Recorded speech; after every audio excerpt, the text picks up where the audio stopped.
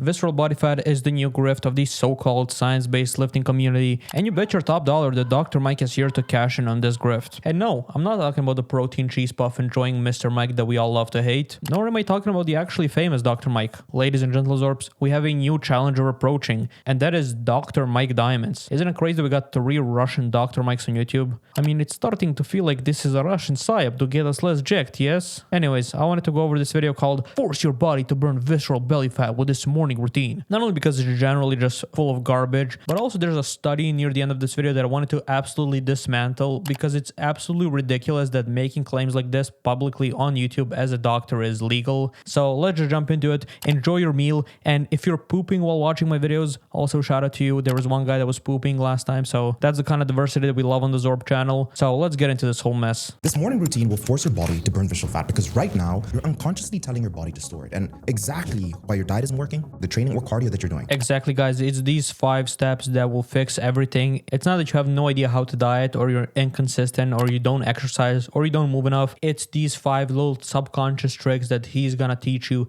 that are gonna fix your entire life. Like overnight, guys. I'm sure this is like totally legit. It's all gonna work. Don't worry about it. I'm going to show you something that none of my doctors ever taught me in medical school or in residency. He has the one secret that doctors don't want you to know. He also has all the singles in your area, and he also has the magical pill that will increase your penis size by 5 centimeters in under a week. Sorry, I forget that the Americans are watching. 1.9685 inches. Is that better, guys? Does that make more sense? Stay with me until signal number 3, because what the timing of your morning coffee does to your fat burning hormones is something that most doctors never ever mention to their patients. Sorry, I'll get to the fact that he's saying that the timing of your morning coffee is making you fat, but does this guy not look like the fucking Chris Breezy meme that was popular like fucking 10 years ago? Editor, pull that one up. Yeah, I'm on my Chris Breezy is literally out here telling you that the timing of your morning coffee is making you fat. This is exactly what Facebook moms and uncles want to hear. They don't want to hear that they need to like just go harder, do more steps, eat better, you know, actually exercise. They want to hear that like just drinking your morning coffee 60 minutes later is gonna fix everything about your life and you're not gonna be fat anymore. Just drink your morning coffee a bit later. Ladies and gentle Zoorps, we haven't even started and it's already really bad, but trust me, it gets worse with every single step because later on he starts quoting scientific studies. It just gets worse the deeper we get into this video, but let's start it off light with tip number 1. What we're actually talking about. Before we get into the 5 signals, I need to make sure that we're talking about the right kind of fat because not all fat is the same. The fat that you can grab with your hand, with your arms, with your thighs. I'm sorry, Dr. Mike, I can't grab anything with my thighs. They don't have the ability to grab stuff and I don't usually use them for that. I usually grab stuff with my hands. But hey, if any thick gym mommies watching this video want to grab me with their thighs, I'm down. Here's good news. And this is the part that I love to tell people. Visceral fat is metabolically active, which means it responds faster to the right changes than almost any other body fat in your body. Guess what, jackass? Subcutaneous fat is also metabolically active. And the changes you're talking about better be fucking diet and exercise because otherwise I'm gonna lose my shit. So let's get into it. Signal number 1. That is going to be hydration and minerals. And I know it's not the most thrilling thing to say and to start with, but this one habit, every single client of mine underestimated right up until they actually did it. And here's what's happening in your body the moment you open up your eyes. You've just gone 6 to 8 hours without a single sip of water. And here's the part that most people don't know. Deep inside of your brain, there's a region called the hypothalamus. And I want you to think of your hypothalamus like a control center. And 2 things that matter a lot is it also manages your hunger and your thirst. And the problem is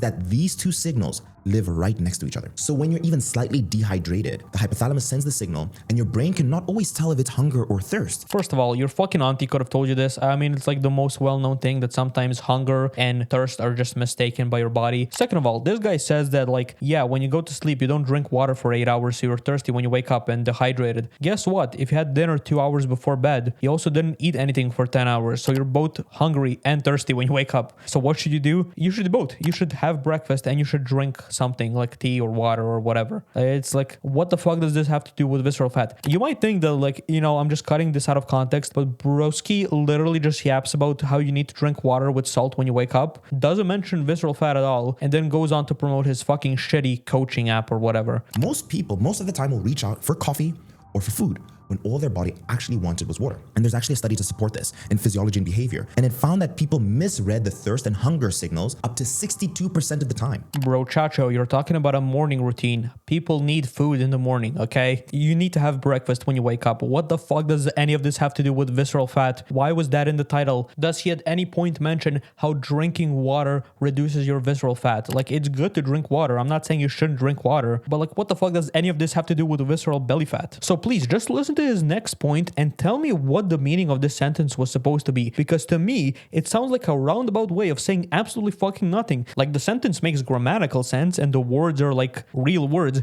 but it just has no actual meaning or value or information or just anything. Just like listen to this. And just think about it. The point of water and the point of your blood is to move all the nutrients inside of your body. And if you're not giving yourself the fluid needed to be able to send all these things you're putting in, then it's pointless. So this is why drinking water in the morning is so important. There is no amount of context I could give you to relate this back to visceral body fat. Like the two topics are just not connected. He didn't even make an attempt to connect them. But while this first topic is like generic and just like not related to the topic of this video, this next one is like genuinely mind-boggling that somebody tried to make this connection and like said the words that they did. Just like listen to this one. Signal 2 is sunlight. And before you skip past this one, it's not a biohacking trend. It's basic human biology, and most of us are completely lost touch with this whole point. He basically says that your cortisol levels don't go down when you just wake up and grab your phone, and that these higher than usual cortisol levels are what's actually causing you to gain visceral fat. And when cortisol stays too high for too long, your body starts to hold on to more fat. And particularly around your midsection, because it thinks, hey, we're in a stress state. And when you're stressed and when we're in danger, we need to store things for later. And it says, hey, let's keep these energy reserves close. So a few things here. First of all, nobody that's like relatively lean has any problems with visceral body fat. It's like just not a concern if you're under like 16% body fat. And if you're above that by like a huge margin, then the problem is not the visceral body fat. It's just the fact that you're just fat in general, okay? And not only are you fat, but you probably have bad lifestyle choices that got you there, which are just a much bigger problem than visceral body fat in and of itself. The second thing is visceral body fat doesn't break the laws of thermodynamics, okay, guys? Visceral body fat doesn't just like appear out of thin air. If you're getting a lot of visceral body fat, it means you're eating in a calorie surplus, which is just gonna make you fat in general. If you're eating in a deficit or at maintenance, you're not gonna accumulate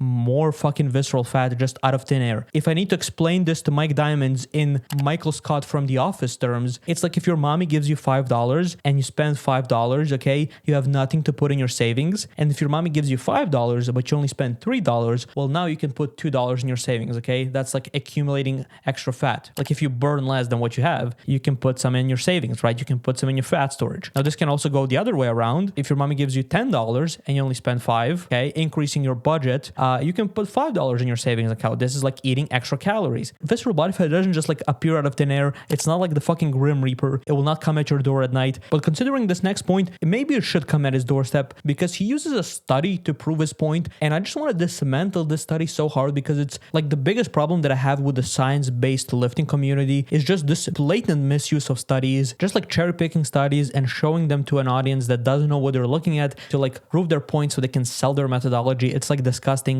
So let's dismantle this one real quick. And the rule I've given every single one of my clients is simple. You should finish feeling better than when you started. That's what she said. Sorry, I had to put that one in there. Let's get to the study. And here's what makes this very interesting, especially when it comes to belly fat. Research suggests that people who move in the morning see greater reductions in their visceral and abdominal fat compared to those who have no movement or that do their movement later in the day. All right, let's break this one real quick. The study is called Morning Exercise Reduces Abdominal Fat and Blood Pressure in Women. Evening Exercise Increases Muscular Performance in Women and Lowers Blood Pressure in Men. So this guy just like sort of summarized the abstract here without actually reading the fucking study or like anything else in the abstract. The first problem with the study is the sample size. There's only 30 exercise trained women and 26 men, and they were randomized, right? So we had like one group in the morning and one group in the evening, and they were doing this for 12 weeks, so only 3 months. So it's not like a long-term study, and it's a very small group of people. They were tested in their 1 rep max bench press, endurance with sit-ups and push-ups, and power with squat jumps and bench throws. They tested their body composition with a DEXA, which we know is very inaccurate. So right there, like you were starting to see the fucking cracks. But then you read the results and it gets even worse. Only 27 women and 20 men completed the 12-week intervention, okay? So like the sample size was already small, but not even everybody finished the 12 weeks. And then you get to the results and you see all these complex numbers and deltas and reps and pluses and minuses. I put all this in like a little simple spreadsheet so you guys can actually see what this means. So yeah, you can see some changes, like the morning group had an 8 kilogram jump in the bench press, the evening had a 12 kilogram jump. Like all of this could be just down to the group that they had tested. It's only 20 people people, so some people could just be genetically more gifted. But then we get to the real problem, and it's the fat mass. As you can see, for the morning group, the change was -1 kilo, and for the evening group, the change was -0.3 kilo. And so you would say, okay, the morning group lost 0.7 kilos more. This means that working out in the morning is better. But then we just like run into so many problems. The first problem being, as we said, only 27 women and 20 men completed the 12 weeks, which means that like the men were split into two groups of 10. But it gets even worse than this. At the end of the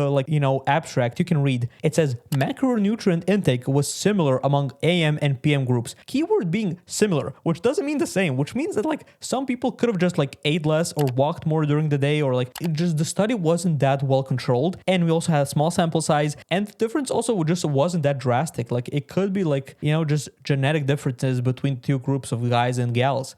Basically, it's one study that was poorly conducted with a small sample size, and they didn't control for things like macronutrient intake, which have the biggest impact on fat mass. And they tested with a method that's like not accurate, which is the DEXA scan. This is like the worst conducted study, and this guy's using it to like prove his point. This is like, this is why you gotta work out in the morning. The study says it, bro. The fucking study says it. It's the biggest piece of dog shit. We dismantle another Dr. Mike. If you enjoyed this video, you will for sure enjoy this video where I go over Dr. Mike versus Chris area in a strength challenge. It's one of the worst things that I've watched and broken down. It's like absolutely ridiculous what this man can claim on camera. So watch that. I'll know you love it if you love this video, and I'll see you Zoorplings in the next one. Bye.